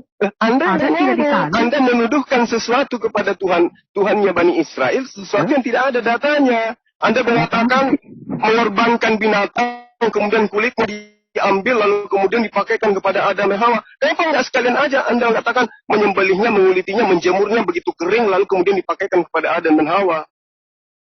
Jadi Anda hanya ingin mengatakan kurban supaya nanti ada manusia lahir yang adalah Tuhan menjadi kurban, lalu Anda jadikan sebagai Tuhan. Anda mau lari ke sana kan? Ya. Ini si Jul ini sudah lari kemana-mana, tetapi saya harus ngikutin dia ya. Yang lari siapa? Anda lari ke kata Allah, Anda lari ke kata revisi. Anda yang bertanya kepada saya. Iya, memang betul. Tapi Anda tidak mampu memberikan jawaban. Anda mengambil kurban. Buktinya khayalan Anda. Saya tidak mampu. Itu khayalan Anda. Nanti kurban yang kulitnya diambil untuk Adam, nanti Anda identikan dengan Yesus yang adalah kurban. Nah, kalau demikian adanya, berarti kurban-kurban penghapus dosa kepada bait suci bagi Bani Israel itu juga adalah Tuhan untuk Anda. Farhan, gimana? Sisa 8 menit ya. Tadi saya cuma dikasih kesempatan bertanya 9 menit. Si Jul ini sudah bertanya selama kurang lebih 12 menit. Oh, nggak sanggup. Ya sudah, sekarang ini adalah tentang rebutal. Jadi benar-benar tektokan. Berarti Anda nggak sanggup. Ya, jadi saya simpulkan bahwa ajaran Paulus itu tidak kemudian berasal daripada pengajaran Yesus. Gue mau share screen tentang tadi. Ya. Halo, gue mau share screen tentang tadi. Tentang apa? Farhan. Ya silakan Pak. Pak Kaisar, screen di stop dulu waktunya. Udah. Hanya kok dari tadi larinya ke Yesus, larinya ke ini, larinya. Lah memang harus kayak gitu untuk membuktikan kerasulan Paulus. Ini tentang Anda, ya. Kenapa di rumah Muhammad ini ada patung? Monggo silakan. Nah, itu hadis lagi yang Anda bawakan. Nanti ku bantah lagi kayak tadi. Hah? Coba. Nanti ku bantah lagi kayak tadi. Lari lagi kan ku bilang Anda mau belajar hadis, siapkan waktu. Oke, terus? Ya kan gitu. Anda bisa jawab nggak? Coba Anda baca tuh apa yang dijelaskan di ayat itu. Oke. Kok ayat? Hadis kok ayat? Ya, ayat itu kan dalil. Ini hadis, bukan ayat Quran. Iya, siapa bilang ayat Quran? Ya. Di situ dikatakan. Ya, di dalam rumah Muhammad itu ada patung sehingga Jibril tidak datang kepadanya. Lalu ada juga gambar berupa patung di tirai rumah Nabi Islam Muhammad. Silakan Anda jelaskan. Jawaban saya sama seperti tadi ya. Apa? Jawaban saya seperti tadi. Jawabannya apa? Ya, Anda harus belajar dulu tentang hadis. Seperti yang saya terangkan tadi kepada Anda, bahwa ketika Anda menuduhkan Rasulullah Muhammad SAW itu kencing menghadap kiblat, saya kan sudah menjawabnya. Kesimpulannya Anda harus belajar ulumul hadis dulu. Oke, saya sudah belajar dan ini sudah disahkan oleh konsultasi syariah. Nanti saya kasih lihat muslim.or.id. Ya, ternyata hadis itu memang benar ada dari Abu Hurairah, bla bla bla bla bla. Ada patung, cuy. Jangankan di rumah Rasulullah, kalau ada patung yang Anda berkaitan dengan hadis. Baitullah saja ada kan waktu itu. Oke, patung nah, itu. Sekarang berbicara mengenai patung hadis. Itu ya. Itu berupa larangan atau diperbolehkan di dalam Islam. Ada patung. Memang sudah ada syariat Islam. Lalu kemudian Rasulullah memasang patung di rumahnya gitu maksudnya. Ini Jibril. Ketika Jibril datang, apakah belum ada syariat Islam? Enggak. Saya tanya sama Anda. Anda membawa hadis, oke. Nah, ketika Anda mengatakan ada hadis seperti itu, apakah sudah ada aturan datang kepada Rasulullah bahwa tidak boleh ada patung, tidak boleh ada gambar? Oh, berarti belum ada. Nah, itu saya tanya sama, katanya Anda menguasai hadis. Anda sudah belajar hadis tadi kan? Siapa yang sudah pernah belajar hadis tadi? Ya. Jibril itu tidak mau datang karena ada patung di rumah Muhammad. Berarti apa? Udah ada syariat. Di mana diterangkan itu? Di dalam hadis lain. Coba. Iya, saya ngerti. Jibril telah datang kepadaku serta berkata, aku telah datang kepadamu tadi malam dan tidaklah menghalangiku untuk masuk kecuali karena ada patung di depan pintu. Berarti ada syariat. Kalaupun hadis itu kau katakan sebagai hadis sahih misalnya, apa yang dilakukan oleh Rasulullah Muhammad SAW kemudian? Memotong kan? Ya, kepala patung. Saya tanya. Memotong kepala patung kan? Nah, terus? Ya. Berarti apa? Terus? Ketika telah turun ayat-ayat contoh Al-Alaq, Al-Mudathir segala macam, tetapi di dalam rumah Muhammad tetap masih ada patung. Patung yang mana? Oh, patung yang mana? Patung yang apa lagi? Anda membawa hadits. Ya, saya patung tanya. Di zaman Arab. Oke, patung di zaman Arab, apakah patung itu adalah patung pahlawan atau patung berhala kalau di zaman Arab? Monggo. Nah, sekarang begini. Kalau Anda membawa sebuah hadits, Anda terangkan dulu perawinya siapa, sanadnya siapa, kedudukan hadisnya seperti apa, dan tidak bisa kemudian Anda mengatakan bahwa Rasulullah Muhammad SAW lah yang menggunakan berhala itu sebagai sesembahan, atau dialah yang kemudian menjadikan patung itu ada di dalam rumahnya. Karena saya pribadi, saya nggak pernah bilang, saya nggak pernah bilang itu patung berhala. Ingat loh, Anda yang ngomong loh. Saya bilang di zaman Arab, apakah patung itu patung berhala atau patung tokoh pahlawan? Kan saya bertanya seperti itu sama Anda. Hati-hati loh Anda loh. Iya, makanya saya katakan kepada Anda. Anda yang bilang loh patung berhala loh. Saya bilang, apakah bukannya tadi hadisnya yang Anda bawa? Iya. Tapi kan saya bertanya, apakah patung yang ada di dalam rumah Muhammad ini adalah patung berhala atau patung tokoh pahlawan? Saya bertanya seperti itu. Lalu Anda bilang patung berhala. Ingat loh, Anda yang ngomong loh. Yang namanya patung pada masa itu, kan kau bawa tadi. Saya kan mengatakan bahwa jangankan di rumah Rasulullah, kalau Anda membawa sebuah hadits, ya, di dalam Ka'bah saja itu penuh dengan patung. Iya, betul. Betul. Terus, apa masalahnya kemudian? Saya bertanya, ya kan, di rumah Baitullah itu patungnya patung berhala semua. Nah, di rumah Muhammad ini patung apa yang ada di dalam Nah, sekarang begini. Begini. Apakah kemudian Rasulullah Muhammad SAW ketika ada patung tersebut, itu sudah datang syariat kepadanya? Loh. Syariat itu apa sih? Anda jelasin saya deh. Ya, syariat itu adalah hal-hal yang berkaitan dengan larangan dan perintah yang terkait dengan apa yang kita bahas malam ini. Oke. Al-Quran itu syariat bukan? Al-Quran penuh dengan syariat, aturan syariat, aturan main di dalamnya. Oke. Ayat Quran itu syariat atau bukan? Ada syariat, ada muamalat, ada akhlak, ada akidah, ada tauhid. Oke. Ketika datang Al-Mudathir, hai orang berselimut, itu syariat atau bukan? Ya itu perintah, itu teguran. Oke, Ya. teguran ya. Ketika di Ad-Duha ya dikatakan Muhammad itu tersesat. Ya, Anda bilang kan bingung. Saya Ya memang bingung situ. Tersesat itu Anda pikiran tersesat menurut Anda orang Indonesia dengan tersesat dalam ayat ini itu beda. Artinya tersesat di sini itu belum mendapatkan petunjuk tentang satu hal. Belum mendapatkan wahyu dari Allah. Oke. Ketika surat Al-Alaq, surah pertama itu turun, itu sudah mendapat petunjuk atau belum? Ya itu sudah dapat petunjuk. Oke. Ketika sudah dapat petunjuk, kenapa Muhammad masih tetap ada patung di dalam rumahnya? Nah, ini yang perlu kamu jelaskan ke saya. Duluan mana hadits yang Anda terangkan ini dengan petunjuk perintah larangan tentang patung? Ayo. Belajar hadits kan Anda? Di sini, Jibril sudah pernah datang atau belum ke Muhammad? Nah, dia datang mengajarkan tentang perintah baca, bukan datang membahas tentang patung. Oke. Makanya saya tanya samamu, kalau Anda belajar tentang larangan ada patung itu di Quran atau di hadis? Ya kan sudah jelas dilarang di patung-patung. Larangan ada patung itu di Quran atau di hadis?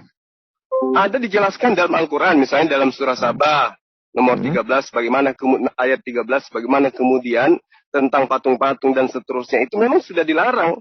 Berhala itu dilarang, iya. Lalu kenapa Sulaiman membuat patung dengan dibantu oleh jin? Loh, kok larinya ke Sulaiman? Apa hubungannya? Anda bilang kan itu sudah dilarang. Apa hubungannya kemudian dengan syariat Islam dengan yang dibawa oleh Sulaiman? Sulaiman atau Salomo dengan kaumnya? Loh, Sulaiman bikin patung nggak? Sulaiman bikin patung? Menurut kamu ada nggak di dalam Al-Quran itu?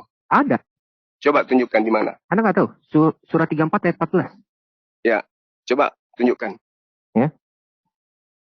Coba tunjukkan. Sebentar. Bukan yang itu tentang kematian Sulaiman.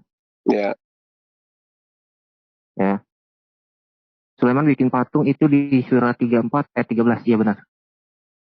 Apa yang diterangkan situ? Ya. Coba share.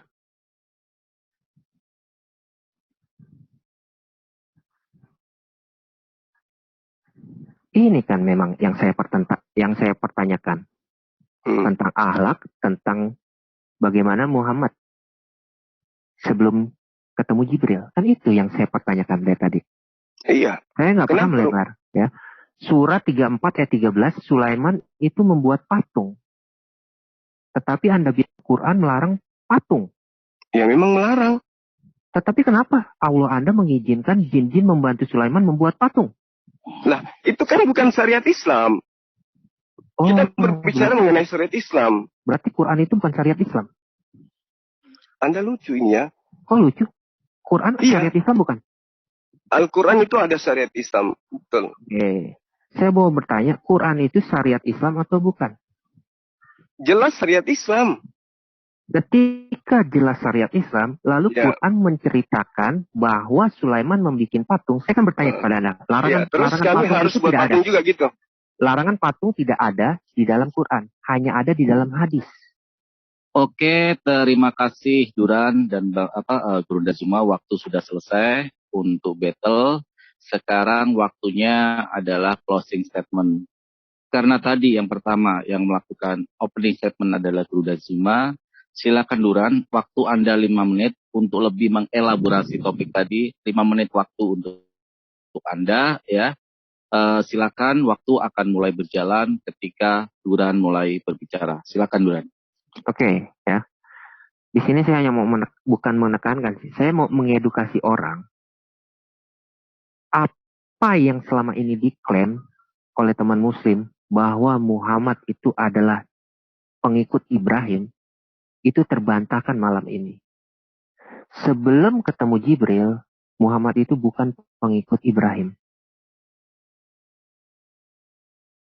Ada satu imam, yaitu Al-Qurtubi, dia mengatakan dengan pasti bahwa Muhammad itu bukan pengikut Ibrahim atau bukan pengikut Musa. Lalu saya mau bertanya lagi, sebenarnya saya mau elaborasi yang lebih dalam lagi. Kalau dia bukan pengikut Ibrahim, bukan pengikut Musa, lalu pengikut siapa dia? Karena kita tahu semua bahwa pada saat itu Mekah adalah penyembah-penyembah berhala. Saya tidak bilang Muhammad penyembah berhala, tidak ya. Tetapi saya mau bertanya, justru saya mau bertanya, coba carikan saya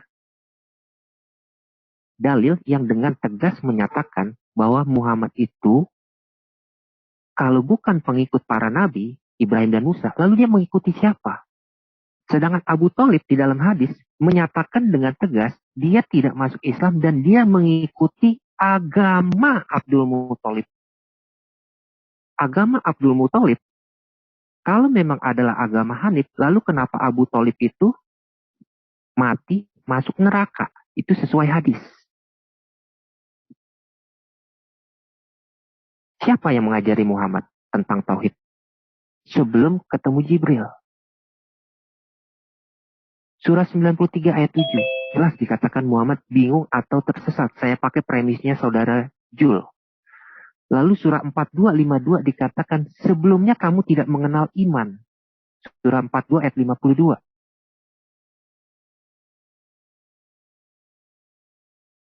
Paulus dengan jelas menyatakan, aku orang Ibrani, aku memegang Taurat dengan gigih, tak bercacat. Apakah Paulus punya mujizat? Oh, punya. Banyak mujizat yang dilakukan Paulus. Terkena ular, bisanya tidak bereaksi terhadap dia. Tetapi Muhammad, kita tahu sendiri, mati karena racun. Dia tidak pernah terkena sihir. Muhammad terkena sihir. Malah tukang sihir dibentak sama dia menjadi buta. Itu tercatat di dalam kisah para rasul. Kurang apa lagi mujizat yang Rasul Paulus lakukan?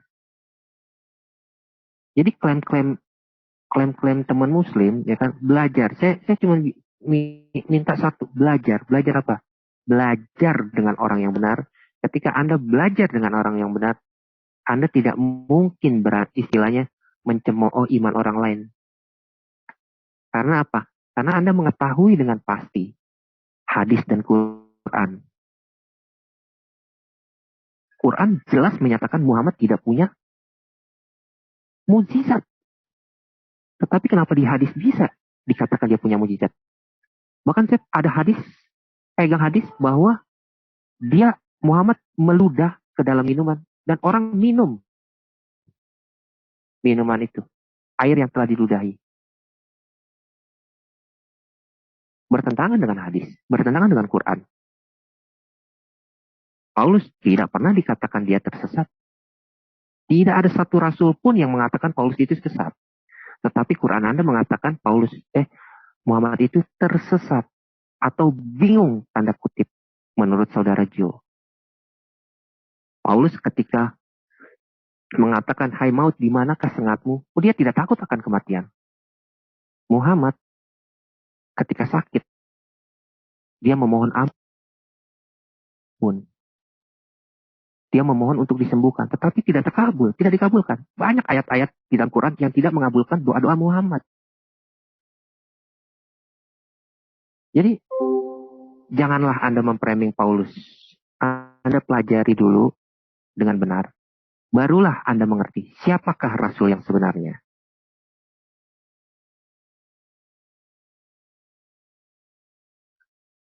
Saya rasa itu cukup dari saya. Terima kasih. Oke, terima kasih Duran. 5 menit closing statement sudah dilakukan. Sekarang giliran pihak Muslim, Gurunda Zuma akan melakukan closing statement. Waktu akan mulai berjalan ketika Gurunda Zuma mulai berbicara. Tafadhol. Baik, jadi kita umat Islam itu mengetahui bahwa Rasulullah Muhammad SAW itu sebelum mendapatkan wahyu senantiasa bertahanus. Ya, tahanus ini adalah mengikuti ajaran Hanifiyah, yaitu milah Ibrahim. Jadi Nabi Ibrahim juga itu sebelum mendapatkan petunjuk, beliau juga selalu bertahanus. Jadi tidak datang kemudian dia berguru kepada siapapun. Abraham demikian adanya. Berbeda dengan Paulus, memang dia ahli kitab. Nah, lalu kemudian tahanus ini artinya menjauhi dosa. Dan itu adalah perilaku Rasulullah Muhammad SAW. Nah, itu yang perlu dipahamkan kepada saudara-saudara non-Muslim agar bisa menyadari bahwa Rasulullah Muhammad SAW itu adalah sosok manusia yang tidak pernah kemudian menjerumuskan dirinya di dalam perbuatan dosa. Nah, kalau kemudian dikatakan Paulus ini aurat bagi dia tak bercacat, ini sudah muncul kedustaan. Dari situ aja sudah dusta. Dan kalau pendusta jangan pernah dipercaya. Bagaimana mungkin kemudian dia mengatakan dia tidak pernah bercacat tentang hukum Taurat, sementara dia kerjaannya sesuai dengan apa yang dinubuatkan oleh Yesus. Jadi Yesus itu tidak pernah menyebut Paulus. Tidak pernah. Makanya tadi saudara Durang itu tidak mampu untuk menunjukkan itu. Larinya ke kitab-kitab yang Yahudi punya. Karena kenapa? Yesus hanya menubuatkan tentang datangnya sosok yang kemudian membawa pengikutnya kepada jalan kesesatan. Apa kesesatan itu? Kata Yesus dalam Yohanes 8 nomor 44, iblislah yang menjadi bapakmu dan kamu mau melakukan keinginan-keinginan bapakmu. Satu-satunya kemudian orang yang mengaku sebagai bapak dalam Yesus Kristus itu adalah Paulus. Sementara di dalam Matius, jangan pernah kau menyebut siapapun di atas muka bumi ini dengan sebutan Bapa, karena hanya ada satu Bapakmu, yaitu Dia yang di surga. Tetapi kemudian Paulus mengaku Bapa dalam Yesus Kristus, dalam memberitakan Injil. Nah, lalu kemudian sahabat-sahabat sekalian, kalau dikatakan Rasulullah Muhammad SAW itu seperti ini, dan seterusnya. Coba kita lihat bagaimana sosok saudara Duren membawa sebuah hadits. Sangat-sangat minim sekali. Ya, dia katakan bahwa Rasulullah Muhammad SAW itu kencing menghadap kiblat. Ternyata dibantah oleh Abu Daud di dalam kitab yang sama, bahwa terkecuali ya kalau misalnya ada penghalang itu boleh menghadap kiblat. Dan itu kalau tidak bisa kemudian menghadap ke arah yang lain. Nah, itu di dalam pengajaran fikih itu begitu. Tapi saudara kita ini tidak pernah belajar fikih. Nah, terkait dengan rasul siapa yang kemudian menjadi penyesat, nggak usah terlalu masuk ke dalam literasi kitab. Kita lihat aja buahnya. Bagaimana semua nabi yang dikenalkan oleh umat Islam, yang ditahu oleh teman-teman Kristen berdasarkan kitabnya Bani Israel. Adakah nabi yang mengajarkan menyembah sosok Tuhan yang pernah dilahirkan oleh manusia? Adakah nabi yang pernah mengajarkan Tuhan pernah mati 3 hari, kemudian bangkit? Adakah nabi atau rasul yang pernah mengajarkan manusia mengatakan hukum Tuhan yang datang kepada para nabi itu adalah kutukan dan harus ditebus dengan darah Tuhan yang nuzul menjadi manusia, kemudian untuk menghapus semua itu agar manusia terbebas dari kutukan tersebut? Dari buahnya kamu melihat dia mengajarkan hal yang tidak pernah diajarkan oleh para nabi. Yesus menerangkan di dalam Yohanes 14, ya, nomor 20, saya lupa ayatnya. Yesus mengajarkan bahwa ketika dia datang, penolong lain ini, dia akan mengajarkan dan mengingatkan perkataan-perkataan yang pernah aku ajarkan, yang pernah aku sampaikan kepada kalian. Ya, Yohanes 14 nomor 26. Itu jelas itu. Jadi sosok penolong lain ketika datang mengajarkan ajaran Yesus kembali. Ya Bani Israel, sembahlah Allah, Tuhanku dan Tuhanmu. Nah, Rasulullah Muhammad SAW mengajarkan itu. Bagaimana dengan Paulus? Jika kau berkata dengan mulutmu, dan apa yang dikatakan oleh mulutmu itu diimani sepenuh hati, bahwa Yesus itu adalah Tuhan, maka engkau akan diselamatkan. Mengganti posisi Tuhan yang datang mengajarkan firman kepada Yesus dengan mengajak manusia menyembah kepada Yesus yang dilahirkan oleh manusia itu. Makanya tadi saudara kita kelimpungan ketika dikatakan keturunan. Keturunan siapa? Keturunan manusia. Maria manusia, melahirkan Tuhan atau melahirkan manusia? Melahirkan manusia. Apakah Tuhan pernah dilahirkan oleh manusia? Kebingungan demi kebingungan akan ditutupi dengan sesuatu yang sifatnya tidak berasal dari pengajaran para nabi. Demikian. Lihat dari buahnya. Oke, terima kasih Gurunda Zuma. Lihat dari buahnya. Terima kasih, acara diskusi kita kali ini sudah selesai dari awal dan berjalan dengan lancar, walaupun sedikit ada gangguan masalah timer tadi. Saya kembalikan lagi kepada ahli saya untuk mengambil alih acara diskusi.